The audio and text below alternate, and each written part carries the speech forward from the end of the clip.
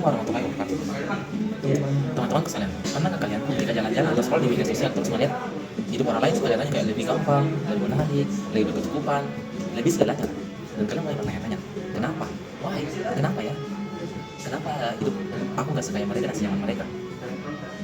Nah, saya pernah ada di titik itu, bukan cuma sekali tapi bertahun-tahun.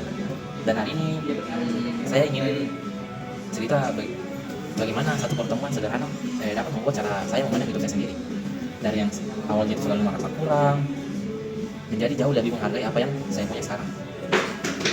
Nah, teman-teman sekalian, dulu bisa dibilang itu saya orangnya sangat kurang bersyukur.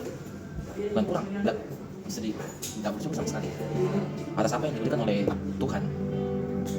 Mulai dari segi penampilan, saya merasa jauh di bawah teman-teman saya. Waktu itu berat badan saya sekitar 85 kg, dan ya, secara look saya merasa kurang dari teman-teman saya. Dari segi finansial juga begitu. Waktu SMA saya harus kerja setiap Sabtu dan Minggu hanya untuk menambah uang jajan dan membeli perlengkapan sekolah sendiri. Di titik itu yang ada di kepala saya cuma satu pertanyaan, kenapa? Why? Kenapa harus saya mengalami ini? Kenapa saya nggak bisa kayak teman-temanku begitu? Saya teman-teman yang lain, mereka better dari segi looks, penampilan, kayak berpikir why gitu, why bikin saya why? Sampai suatu hari saya bertemu teman SD saya, dan dari obrolan itu saya tahu dia terpaksa berhenti sekolah, tidak melanjutkan pendidikannya dikarenakan kondisi finansial orang tuanya yang nggak memungkinkan. Di momen itu jujur hati saya tersentuh. Ada sesuatu yang seperti di dalam diri saya, di kepala saya itu saya merasa selama ini sih mengeluh karena harus kerja di akhir pekan. Ternyata masih punya kesempatan untuk terus sekolah, itu suatu bisa dibilang suatu keberuntungan lah. Nah, dari situ mindset saya mulai sedikit berubah, dari yang tadinya selalu merasa kurang jadi jauh lebih menghargai apa yang sudah ada di tangan saya, yang apa yang sudah ada, yang apa yang sudah saya miliki sekarang. Nah, pada kali ini saya ingin memberikan 3 pesan utama, yaitu sebelumnya tapi saya sadar satu hal, dan ini yang ingin saya bagikan sebagai pesan pertama, yaitu rasa syukur. Rasa syukur itu nggak datang begitu saja, dia harus diiringi usaha, dia harus diiringi ikhtiar. Saya jadi berpikir, kalau saya mau hidup saya lebih baik, better dari sekarang, ya usaha saya juga harus lebih, karena sebenarnya banyak dari kita yang merasa kurang bersyukur itu kan karena hidupnya kurang, tapi karena usahanya yang belum maksimal, sehingga tidak ada hasil yang bisa benar-benar dihargai. Dan ini sejalan dengan apa yang Allah janjikan dalam surah Ibrahim ayat 7, yang bermakna siapa yang bersyukur nikmatnya akan ditambah, siapa yang mengingkari nikmat asapnya sangat pedih. Tapi syukur di sini bukan cuma soal ucapan kayak alhamdulillah.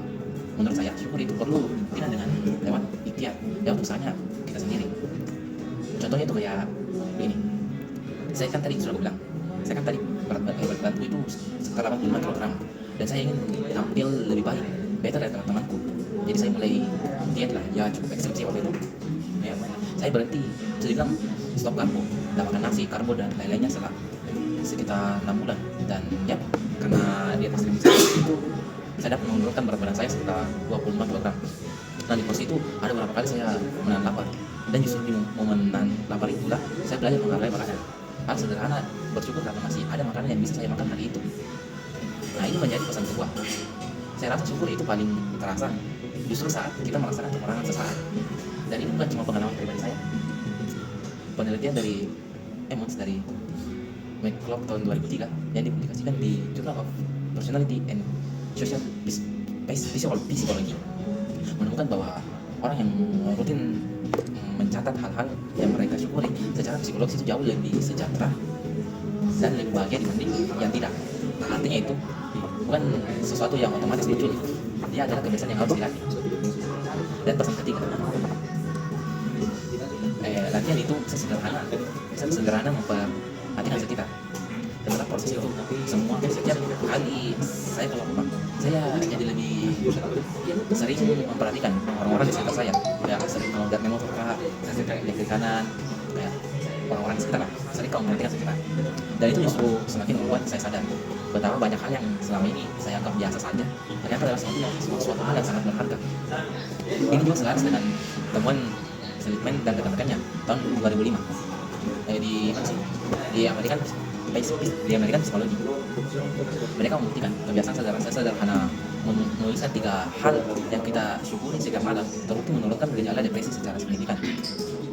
Ya, jadi ya saranku sih teman-teman, mungkin sebelum tidur toh minimal kita tuliskan 3 hal apa yang kalian syukuri di hari gitu. Jadi untuk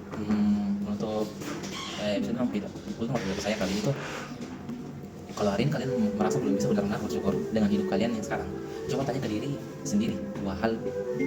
Pertama, apakah kalian sudah cukup menghargai usaha yang sudah kalian lakukan sekarang?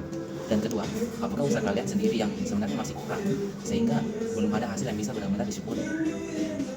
Karena menurut saya pribadi, syukur itu harus berjalan bersama dengan ikhtiar, betul tidak? Betul. Dan tawakal. Kita berusaha semaksimal mungkin, lalu kita serahkan hasilnya kepada Allah Subhanahu wa Ta'ala, dan kita hargai apapun yang kita dapatkan. Jadi mulai malam ini, cara teman-temanku kalian sebelum tidur coba luangkan 1 menit saja, tuliskan 3 hal kecil yang kalian syukuri hari ini. Bisa sesederhana mungkin. Mungkin masih bisa makan, masih bisa kuliah, atau masih punya kesempatan untuk berusaha menjadi lebih baik di hari esok.